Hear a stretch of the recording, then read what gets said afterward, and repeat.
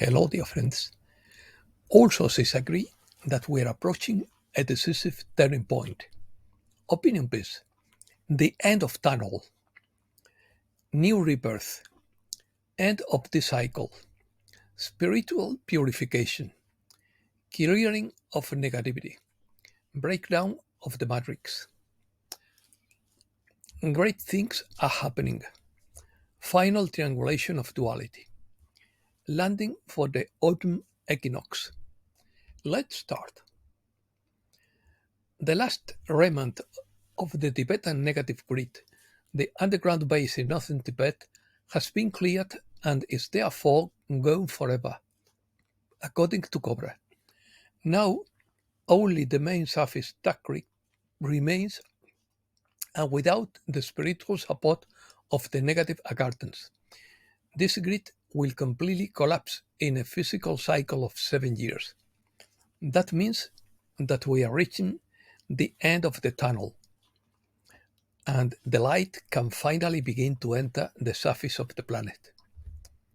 Cobra adds that the benevolent Pleiadians are much more active in the solar system and have reported that they have almost completely healed their war trauma. As a result, they understand the situation of the selfish missionaries of light much better and have developed unconditional compassion for them. The process of unraveling the lurker is moving toward in full force, and there will be a very important astrological configuration on September 27th that will trigger the process of ending the 26,000 year cycle by bringing atomic spiritual energy to the surface of the planet for the first time since 1996. It will be an exact conjunction of Neptune with the Uranus-Pluto midpoint.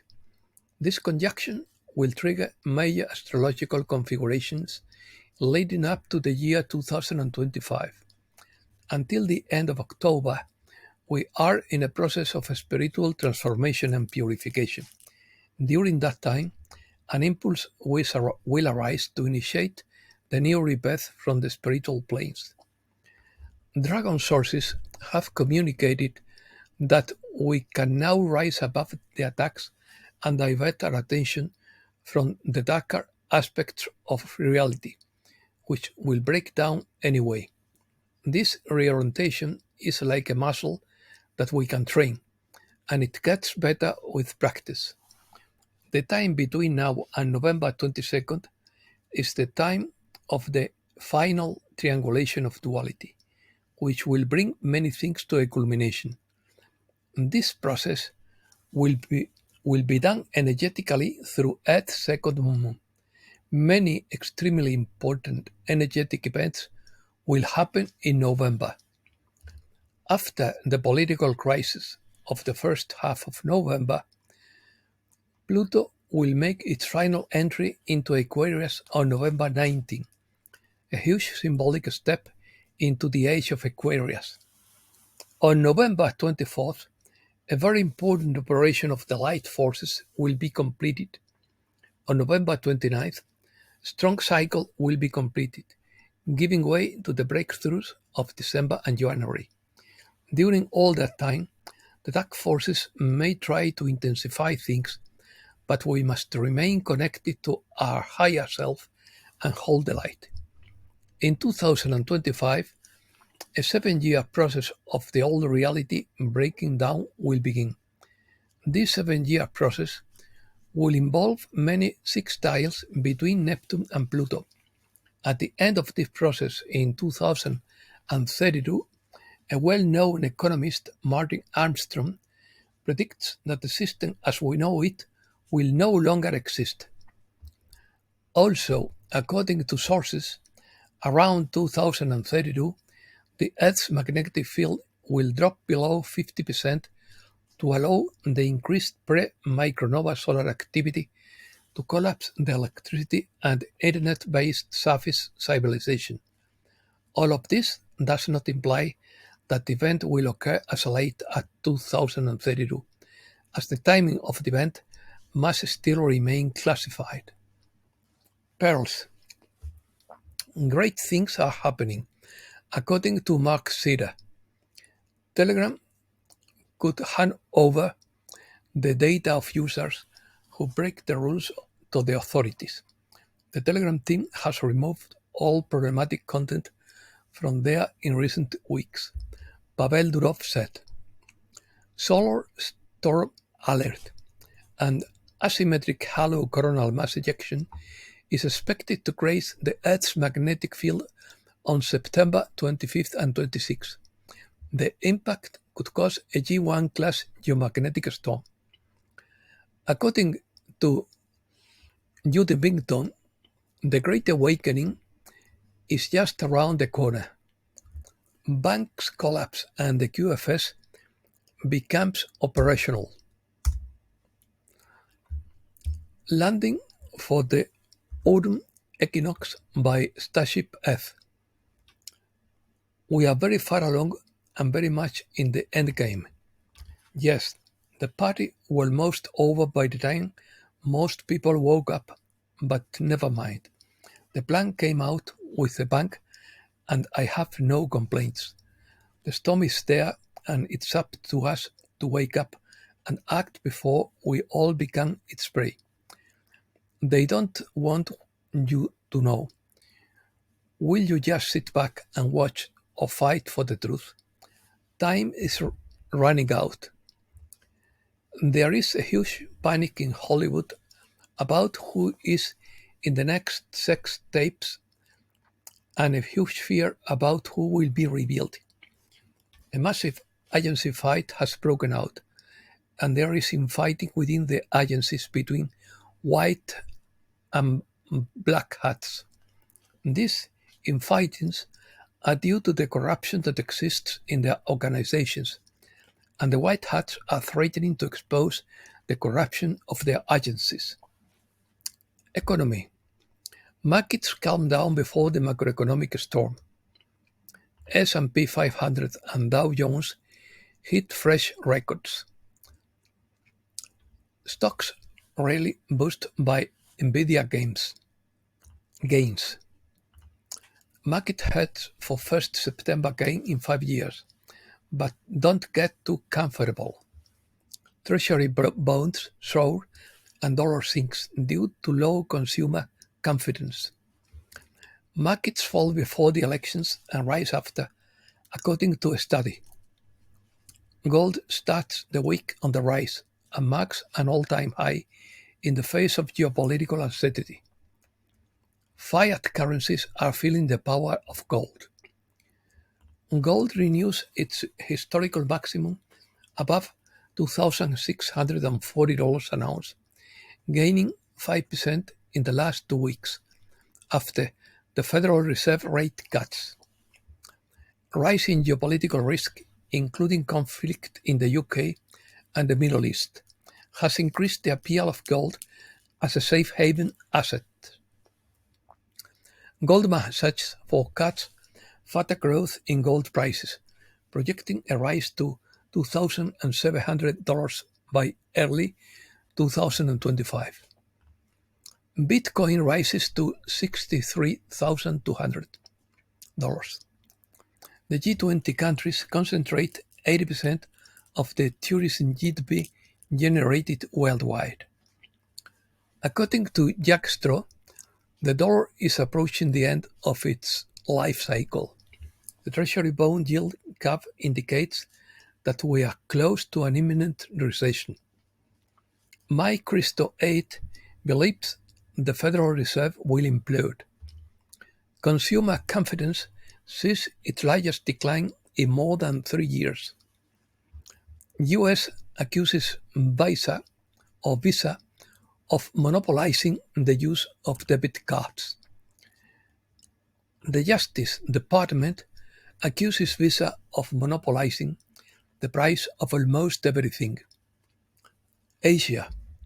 Hong Kong launches a second phase of testing of its digital currency. China has strangled its private sector. Venture capital funding has dried up, causing a drop in business creation. China panics, cuts multiple rates and reserve radio requirements, and bets everything to prop up stocks. Avalanche of stimulus sends Chinese stocks soaring to an all-time high. Mass wedding of more than 5,000 people in China. China, Iran, and Russia are using AI to influence elections, intelligence warns. Turkey tends to view BRICS as a political card against the West, according to an expert. The loss of the West's dominance in the international system has put the BRICS in a leading position in production and export. USA. Governor DeSantis declares a state of emergency ahead of a hurricane threat. A major hurricane in the Gulf is likely to hit the state of Florida by the end of the week. Areas of Florida begin to evacuate ahead of Helene's impact. The potential threat of a Category 5 hurricane is being discussed in meteorological cycles, and the situation is delicate on the Gulf Coast of Florida at this time.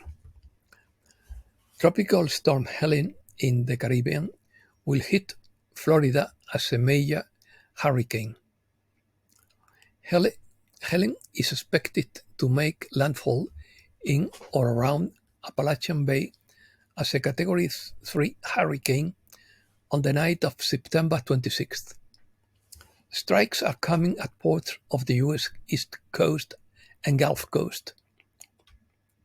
Middle East. Borrell warns of the risk of an all-out war in the Middle East. The White House warns that the risk of escalation is real in the Middle East. The U.S. will send troops to help evacuate citizens from Lebanon. Huge airlift transports U.S. 101st Airborne Division paratroopers to Germany, Cyprus, and Israel. The situation in the Middle East has started to spiral out of control, with China ordering its citizens to leave Israel, according to Michael Snyder. Israel attacks Lebanon with a mysterious giant bomb, one of the largest they have ever used. Lebanon suffers the most damaging Israeli bombing since the 2006 war. Senior shipping executive wants that disruption of maritime traffic in the Red Sea will continue until 2025. Europe. Shell abandons its hydrogen project in Norway due to lack of demand. Sweden accuses Iran of hacking its messaging service after the incidents over the burning of the Quran. Brussels demands that Apple open its operating system to its rivals. Electric vehicles are twice as expensive as petrol cars in the UK. Russia releases video simulating 750 kiloton nuclear attack on London. Putin's former advisor, Markov, warned, in quotes, "You want to aim your missiles at Russian cities to kill our people, and you, Britain, are going to do it. And do you think we will stay silent?" he asks. Portuguese doctors and nurses on strike. Unions say it's a coincidence. Spain. France's risk premium is about to surpass that of Spain. Spain is the European country that sends the most people to unemployment, almost 600,000 every 3 months. Autumn will be warm throughout Spain after the sixth hottest summer in the last 63 years. An Argentine judge accused of finding babies for adoption in exchange for money is arrested in Spain. Americas. The Latin economy in the US would be the fifth largest in the world if it were independent according to a report. If the U.S. trade war with China, Mexico, in the U.S. trade war with China, Mexico emerges as the big winner. The deterioration of the U.S. labor market is a factor in the fall of remittances in Mexico, says expert. Association of Judges of Mexico asks to stop the election of members of the judicial branch. Tropical storm John causes extraordinary rainfall in southeastern Mexico. John intensifies into a Category 2 hurricane off the coast of the Mexican Pacific. John degrades on land and becomes a tropical storm. 800 firefighters battle for fires in the Argentine province of Córdoba. Bolivia launches a large-scale air attack against forest fires. Bolivia receives components for a nuclear research reactor that Russia is installing. Peru receives 74 pre-Hispanic cultural pieces repatriated from the US. Noboa admits that Ecuador is facing the worst drought in 6 decades. The Development Bank of Latin America and the Caribbean gives Ecuador $75 million to deal with the drought. And that's all for today. Thanks a lot, dear friends.